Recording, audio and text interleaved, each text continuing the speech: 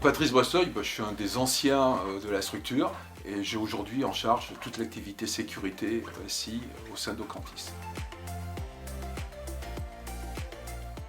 Alors l'arrêté de mars 2022, donc, il précise et garantit le niveau minimum attendu en moyens d'identification et d'authentification pour les acteurs de santé au niveau des systèmes d'information. Alors l'obligation légale au 1er janvier 2023 donc, est de prendre en compte ProSanté Connect, qui est un fédérateur d'identité pour les professionnels de santé, de la même façon que nous connaissons en tant que citoyens France Connect. Il y a 3 volets quand même dans l'arrêté.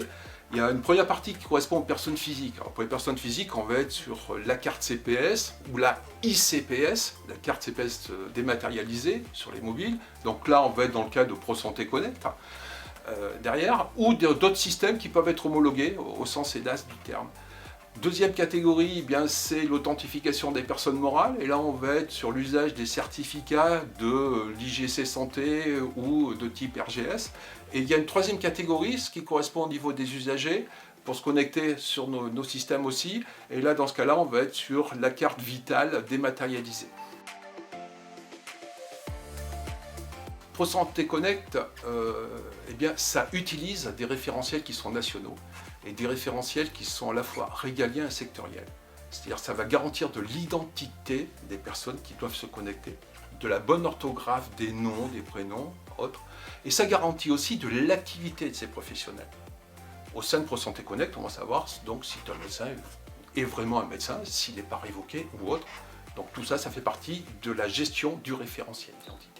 Ensuite, derrière, au travers ProSanté Connect, on va utiliser des moyens d'authentification. Ça va être la carte CPS, la carte de CPS dématérialisée, la ICPS, avec un avantage, c'est-à-dire que le professionnel, lui, il va toujours utiliser les mêmes moyens d'authentification qu'il ait à se connecter sur un environnement national de type DMP ou autre, ou sur un système d'information au sein d'un établissement de santé. Peut utiliser ProSanté Connect aujourd'hui tout professionnel de santé qui a une activité qui dépend des ordres de type médecin, pharmacien, masseur kiné, infirmier et autres. Des salariés d'établissements, de structures ayant contractualisé avec l'ANS. Ça va être le cas d'un centre hospitalier, des établissements médico-sociaux ou autres. Et dernière catégorie, des professionnels qui sont en formation. Donc ils peuvent bénéficier, eux, de cartes spécifiques, cartes professionnelles de formation. Bien sûr. Alors, par contre, les cartes nominatives au sein d'un établissement ont un usage très limité, uniquement au sein de la structure qui possède ces cartes-là. C'est-à-dire, dans ce cas-là, pas d'usage de ProSanté Connect, on ne peut pas se connecter sur des systèmes d'information nationaux ou autres.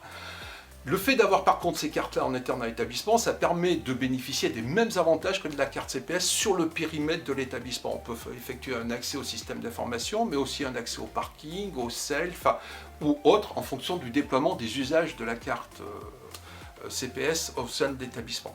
Par contre, attention, le fait d'utiliser des cartes non nominatives, ça oblige la mise en place de procédures et de protocoles et être rigoureux dans l'affectation de la carte, la récupération de la carte, changer le code PIN de la carte, dans la gestion de ces cartes non nominatives au sein de l'établissement. Alors, au niveau du système d'information, les établissements doivent s'assurer que les éditeurs de leurs solutions, ou les intégrateurs de leurs solutions, prennent bien en compte cet arrêté. Ça, c'est un point majeur. Deuxième volet, c'est contractualiser avec l'ANS, de façon à pouvoir enregistrer des personnels de l'établissement qui ne dépendent pas des ordres. Troisième volet, et ça c'est bien précisé dans l'arrêté, les établissements doivent réaliser un dossier sécurité pour chaque moyen d'identification électronique. Ce dossier-là, il y a des exemples dans l'arrêté de documents qui doivent être remplis par l'établissement et qui sont issus d'une analyse de risque qui est réalisée par l'établissement. L'arrêté est nécessaire pour, consolider les moyens d'identification électronique pour accéder aux données de santé. Aujourd'hui, il n'y a pas de sanction clairement prévue sur la non-application ou l'ignorance de l'arrêté vis-à-vis des établissements. Le fait de ne pas mettre en œuvre ces moyens d'identification électronique rend les établissements plus vulnérables à l'usurpation d'identité aussi, qu'il pourrait y avoir au sein des établissements, la fuite de données, et on sait très bien par rapport à ça que l'actualité est très riche en ce moment.